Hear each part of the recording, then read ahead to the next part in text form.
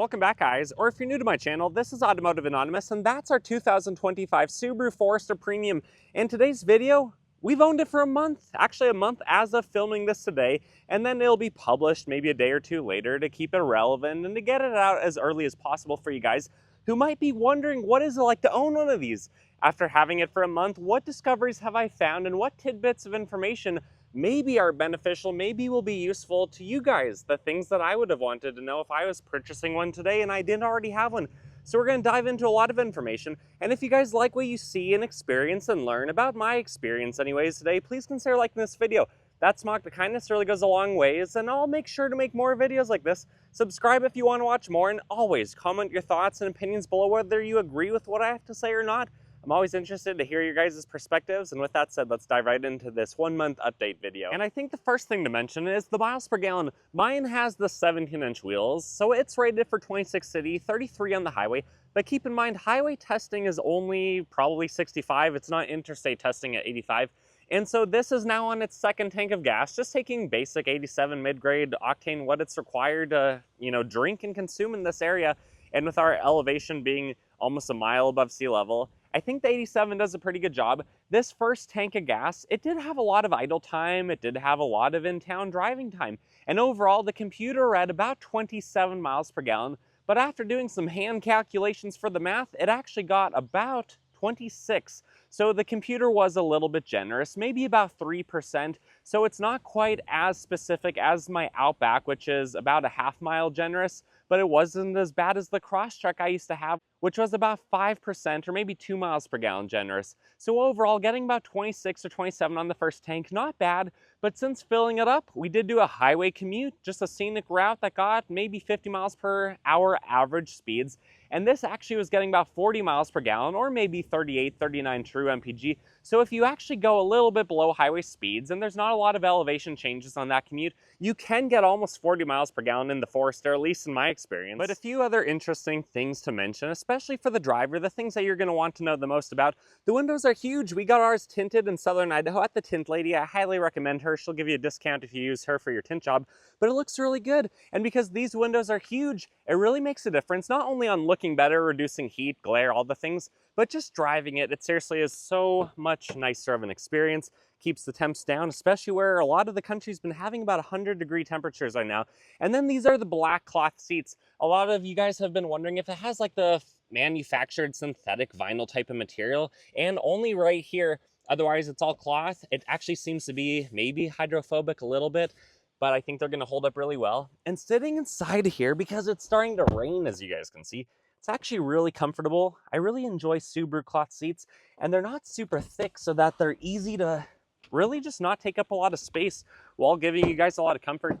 And because the Forester back doors open so wide, it's actually easier to get in and out of the back seat than it is on my Outback, which is really nice. You can see there's tons of room back here for this only being about a 15-foot long vehicle. It's also worth mentioning that when you do have the windows rolled down, especially in the front, there's not unusual wind buffeting or wind noises that are going to drive you crazy. It sounds just like the last generation, so there's nothing really with the redesign where the wind's getting caught up and kicked around and spinning around and causing trouble for your ears. So it's a pretty good job, especially for being such big windows.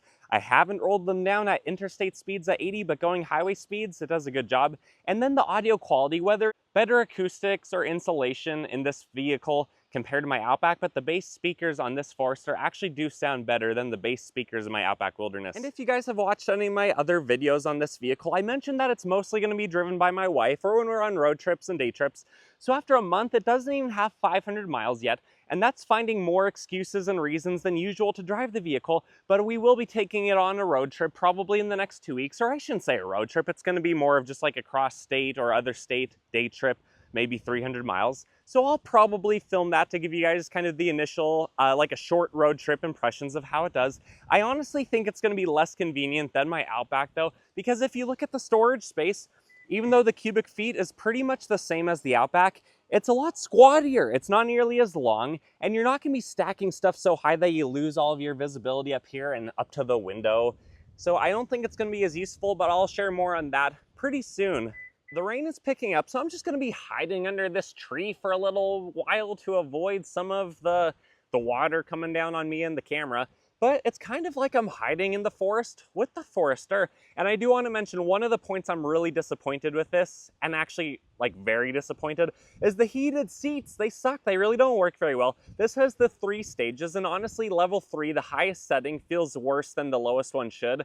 I really can basically not even tell that they were on. I've complained before about my Outback Wilderness not having very good heated seats, especially after owning my Miata for a while, where that thing would literally burn you. But the heated seats in this literally don't work very well. So when you guys are gonna check out one of these and test drive it, turn on the heated seats, even if it's 90 degrees out like it is today, and try them for yourself. I've also seen on the forums that other people have complained about the heated seats literally not working, which it's not like they're not working. I can feel something happening. So it's not like the fuse is burnt out, which actually happened on my Outback Wilderness, and I had that fixed. But they literally just are not very good. So I don't know if the heating coils aren't very good, if it's the software controlling it, I don't know what's going on. And as you guys can tell, this vehicle has now been rained on multiple times. This wasn't the first time it's been out because it is garage, so it does save a lot of the debris and the dust and the dirt that floats around in general in this area.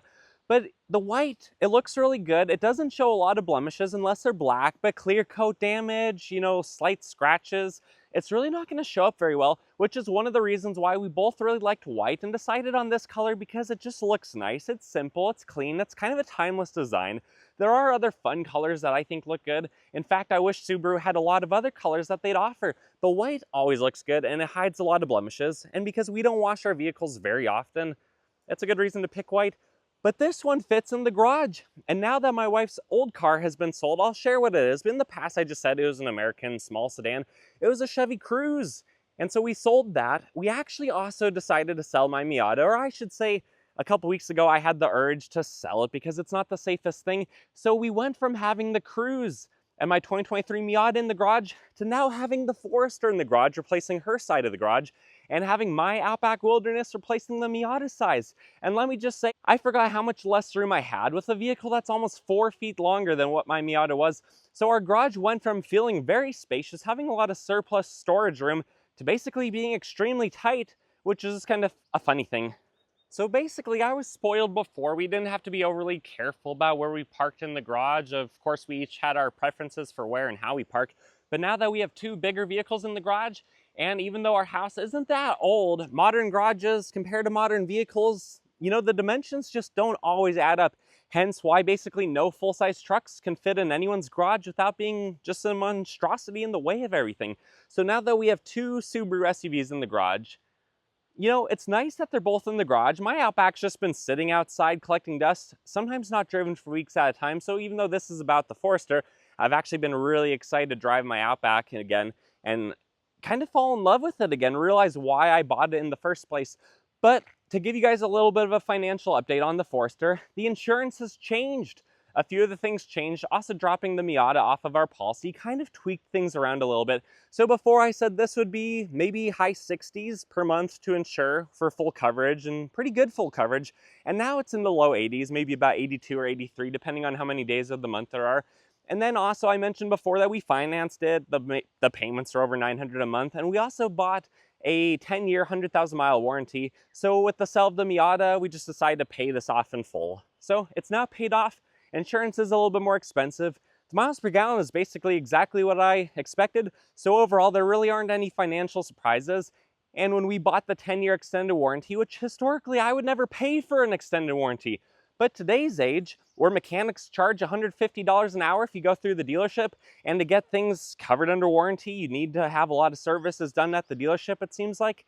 This we did buy the warranty on, but as mentioned, in a 1/12 of a year, we drove 500 miles, not even. So that's why this, driving only 8,000 or 9,000 miles a year, which includes the regular commute and then maybe several thousand miles of road trip, is why we decided to go with the 10-year warranty, because there's a lot of peace of mind having a Subaru in general, knowing that it's such a safe vehicle and knowing that it's a reliable, proven platform. So even though this is a brand new generation, is it really all that new?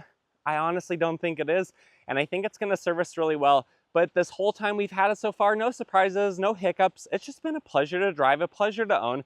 And I do want to mention too, it handles really good at low speeds, but at high speeds, you notice it is a taller, shorter CUV. It doesn't have a lot of weight and mass to it, so it doesn't handle as well at fast speeds like highway interstate as it does around town. But is it worse than anything else I've driven? No, not really. Anyways, guys, I hope you found value in this. I don't want to ramble on too much longer, but I hope I gave you a number of points that came to mind today to share with you guys. And if you got any value out of this video, of course, like it. Comment your thoughts and opinions below. What are your thoughts? What are your opinions? They're equally valid. These are mine. This is my experience. And if you guys own one of these, let me know that too in the comments. And anyway, subscribe if you want to watch more stuff like this. And until next time, see ya.